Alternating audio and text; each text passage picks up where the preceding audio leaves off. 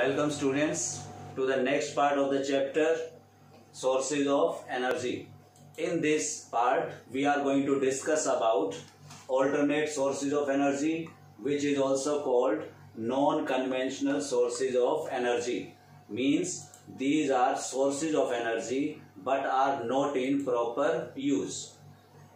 Solar energy का बहुत limited use हुआ है, इसके बारे में पढ़ेंगे हम।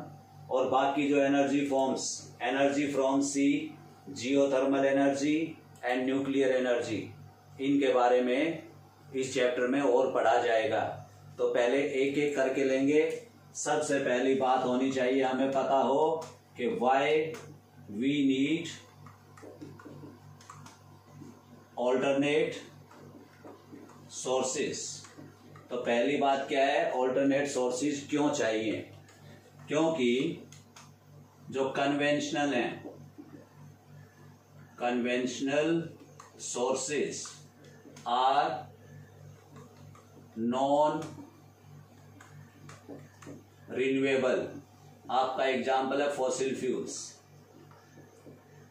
सबसे ज्यादा यूज होने वाला फ्यूल है या सोर्स ऑफ एनर्जी है, that is fossil fuels, and it is non-renewable and also cause pollution. Non-renewable का मतलब है ये कुछ टाइम बाद फिनिश हो जाएगा, और जब ये फिनिश हो जाएगा तो सारी सिचुएशन जहाँ पे एनर्जी की रिक्वायरमेंट होती है वहाँ पे आ जाएगी एनर्जी क्राइसिस, और सब कुछ will come to a standstill until and unless we find some alternate sources of energy. तो याद रखना, नॉन रिन्यूएबल एक ना एक दिन खत्म हो जाएंगे। खत्म होने के बाद एनर्जी क्राइसिस, उससे बचने के लिए ऑल्टरनेट सोर्सेज ऑफ एनर्जी हमें चाहिए। तो यहां पे लिख रहा हूं will get exhausted, will lead to energy crisis, और इस एनर्जी क्राइसिस से बचने के लिए ऑल्टरनेट सोर्सेज। दूसरी बात, population increasing,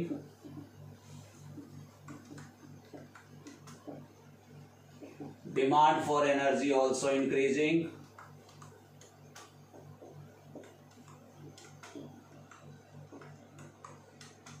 और इसलिए हमें चाहिए ऑल्टरनेट सोर्सेज ऑफ एनर्जी। क्योंकि जो हमारे ट्रेडिशनल हैं वो हमारी लिमिटेड पॉपुलेशन को सरवाइव करवा सकते हैं। तो पॉपुलेशन बढ़ रही है और इसलिए demand for energy is also increasing, that's why we need alternate sources of energy. और जो तीसरी बात है, टू प्रोटेक्ट द एनवायरमेंट। क्योंकि जो आपके फॉसिल फ्यूल्स हैं they cause pollution, pollute the environment, और एनवायरमेंट हमारी रहने लायक नहीं बची है। तो इसलिए we are going to find alternate sources of energy so that we can protect our environment from the pollution. तो सबसे पहले हम लेते हैं इसमें सोलर एनर्जी को। सन आपने पढ़ा है, सन is a star.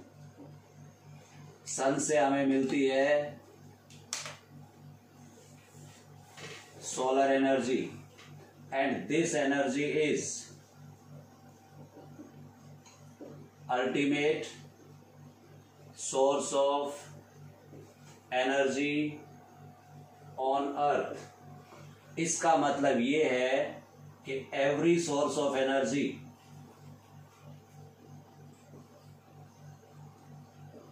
is directly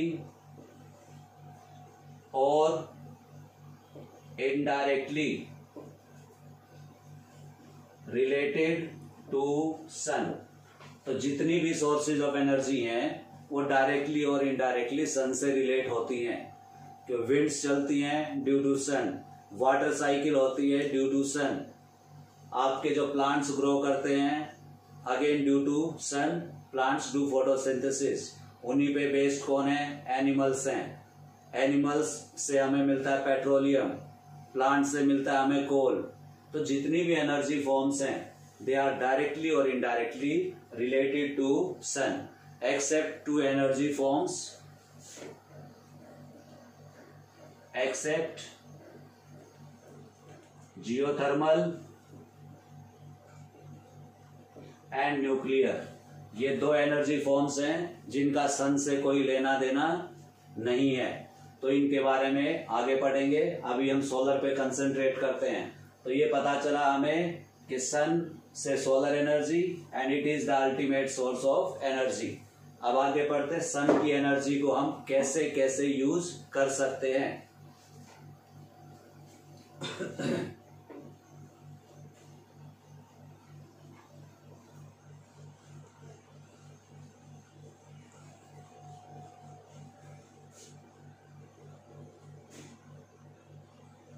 सन से मिलती हमें सनलाइट।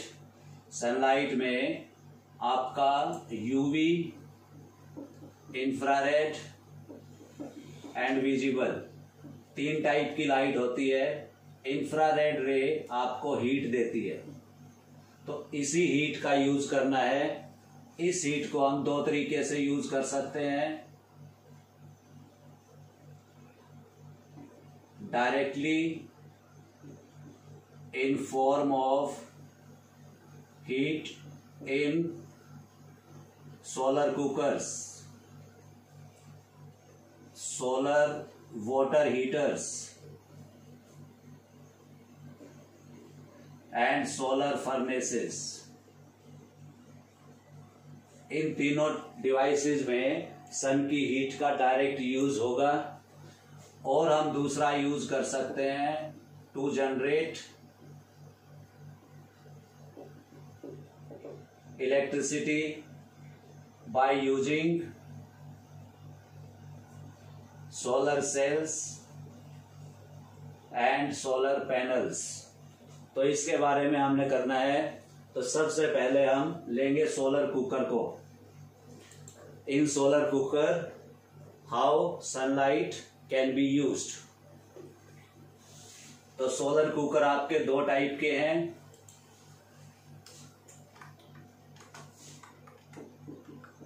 सोलर कुकर्स आपका एक है बॉक्स टाइप और दूसरा है आपका कंसंट्रेटर टाइप।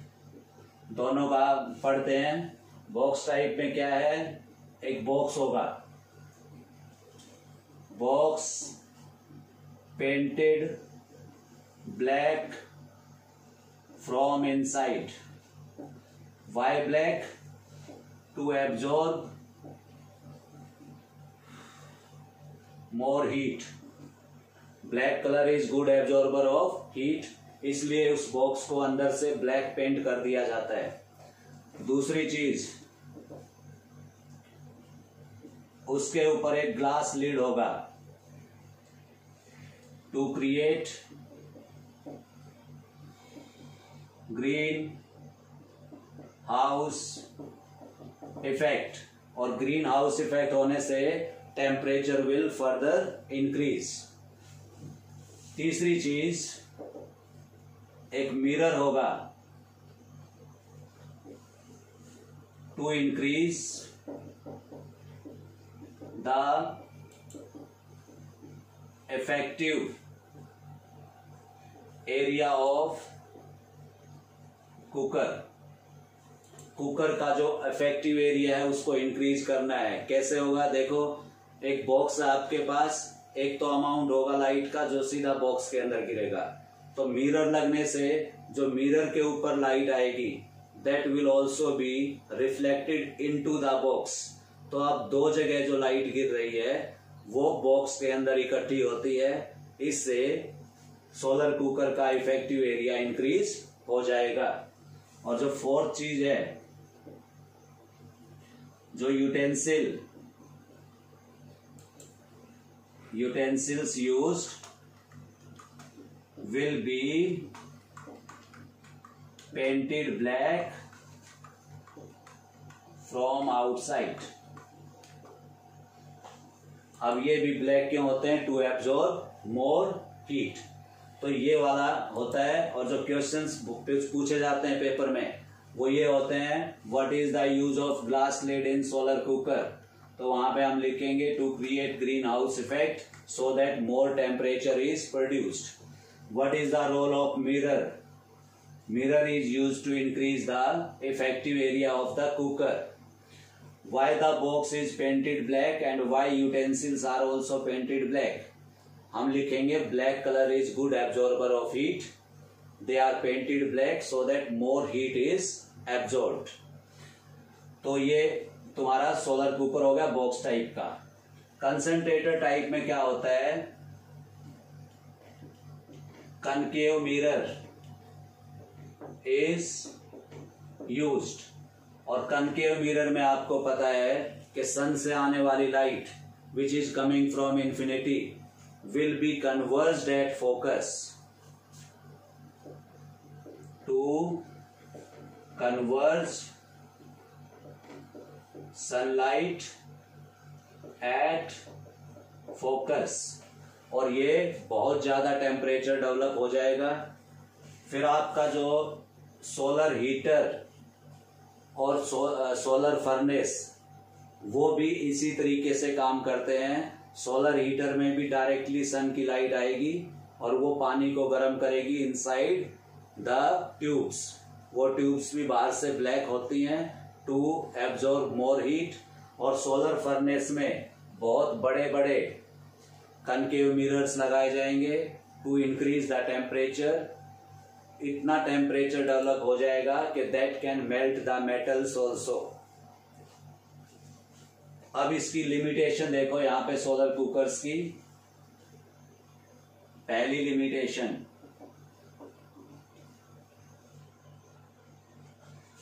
बॉइलिंग हो सकती है, बॉइलिंग हो जाएगी बट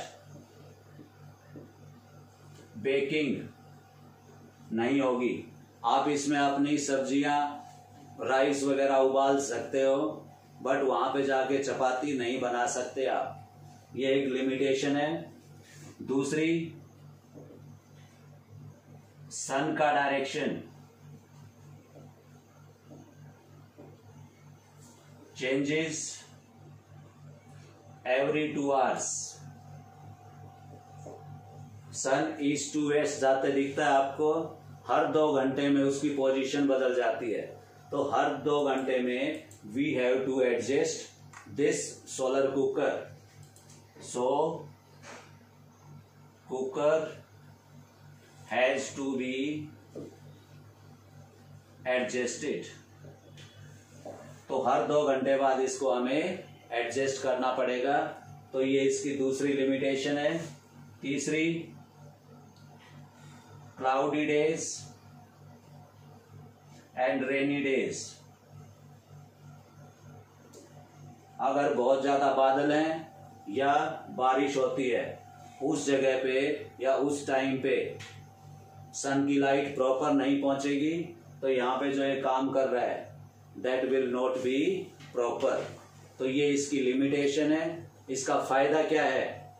इसका फायदा है कि सन से लाइट हमें फ्री की मिलती है और उसमें कोई पोल्यूशन नहीं होगा और उसको हम आसानी से यूज कर सकते हैं। तो आपको लिमिटेशन भी पता होनी चाहिए और उसकी एडवांटेज भी पता होनी चाहिए। अगर आपको बोला जाए कि कोई भी सोर्स ऑफ एनर्जी चूज करो जिससे आप अपना खाना गर्म करना चाहोगे तो best answer will be solar energy, क्योंकि सन की एनर्जी है। You are not burning any fuel and you are getting heat. तो एडवांटेज में लिखता हूं मैं इसके, पॉल्यूशन फ्री। दूसरा, नो मूविंग पार्ट्स, इसलिए कोई फ्रिक्शन नहीं होगा, कोई टूट फूट नहीं होगी, नो वियर एंड टीयर। और तीसरी बात है, it is renewable source of energy. तो ये आपकी क्या है advantage to use solar energy directly as heat. अब नेक्स्ट करते हैं use of solar cells and panels. Getting electrical energy from solar energy. यहां पे जो डिवाइसेस हैं they are solar cells and panels. ये जो सोलर सेल्स हैं they are made up of semiconductors like silicon and germanium, और gallium भी use होता है, मैक्सिमम यूज होता है सिलिकॉन का।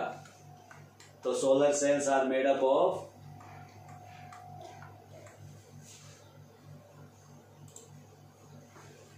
Of semiconductors, silicon and gallium. अब ये सिलिकॉन को फिर कन्वर्ट किया जाता है डोपिंग होगी। डोपिंग में क्या होता है? Adding some impurity. इस डोपिंग के बाद ये हमारे दो टाइप के हो जाएंगे, N type and P type. N type मतलब नेगेटिव और पी मतलब पॉजिटिव। तो ये बन जाएंगे। जब सन की हीट इस पे गिरेगी तो एन टाइप से जो इलेक्ट्रॉन्स हैं, सनलाइट आई,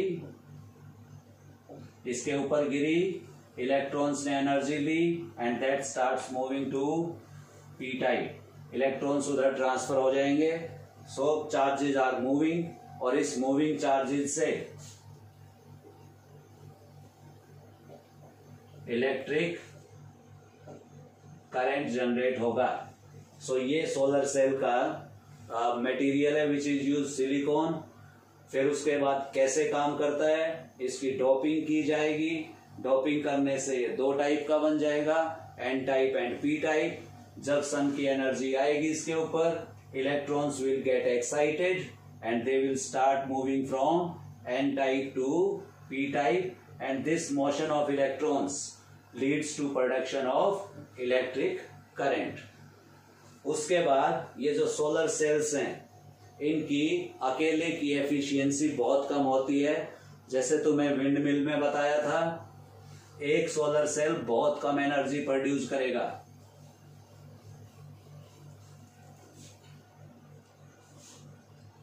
One solar cell produces very less energy. So हमें क्या करना पड़ता है? We have to make solar panels. अब ये solar panels क्या हैं? Combination of solar cells. कौन से वाला कॉम्बिनेशन होगा? Series combination of solar cells. और इस कॉम्बिनेशन के लिए silver is used. Silver use क्यों होगा? Because silver is the best conductor. Silver बहुत अच्छा कंडक्टर है, सबसे अच्छा है। इसलिए to increase the efficiency silver is used for connecting the solar cells to make the solar panels. तो जितने बड़ा पैनल बनेगा उतनी ही ज्यादा इलेक्ट्रिसिटी प्रोड्यूस होगी। अब इसकी एडवांटेज क्या है?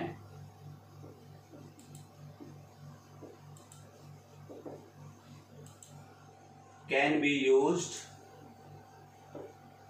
to produce electricity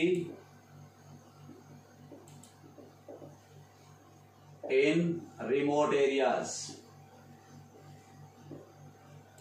मतलब वो एरियाज जहां पे इलेक्ट्रिसिटी को हम पोल्स एंड वायर्स की मदद से नहीं भेज सकते, ट्रांसमिशन नहीं कर पाते, वहां पे solar panels can be used to produce electricity and to the work. उसके बाद जो आपके स्पेस प्रोब्स हैं, स्पेस प्रोब्स जितने भी सैटेलाइट्स वगैरह, उनको कंटिन्यूअस एनर्जी कौन देता है? Solar panels. आपने देखा होगा किसी सैटेलाइट का फोटो, उसके साइड में बहुत बड़े बड़े पंख जैसे बने होते हैं। वो पंख बेसिकली क्या हैं? सोलर पैनल्स हैं, और वो सैटेलाइट को वहीं से एनर्जी देते हैं, और जिससे सैटेलाइट के सारे फंक्शंस प्रॉपर होते रहते हैं and we get the information from them. तो स्पेस प्रोल्स में इनका यूज हो सकता है, होता है। और आपकी स्ट्रीट लाइट्स, ट्रैफिक लाइट्स, उसमें हम इसको आराम से यूज कर सकते हैं। इसकी थोड़ी सी लिमिटेशन, जो सोलर सेल बनाने के लिए सिलिकॉन चाहिए, वो चाहिए प्योर ग्रेड सिलिकॉन चाहिए आपको, और इसका प्रोडक्शन इज कॉस्टली। तो we have to spend more money to get pure grade silicon which is use for making solar cells. तो ये कॉस्टली हो गया। उसके बाद देखो यहां पे सिल्वर यूज होता है। Silver is again costly metal. Due to silver cost is further increased. इनकी कॉस्ट और भी ज्यादा इंक्रीज हो जाती है। उसके बाद आपको चाहिए स्टोरेज डिवाइसेस।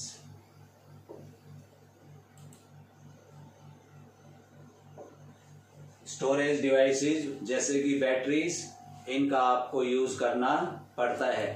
तो आपने देखा कि सोलर सेल्स और panels they also have got some advantages and some disadvantages. तो कुल मिला के बात ये है कि every source of energy will have some advantages and some disadvantages.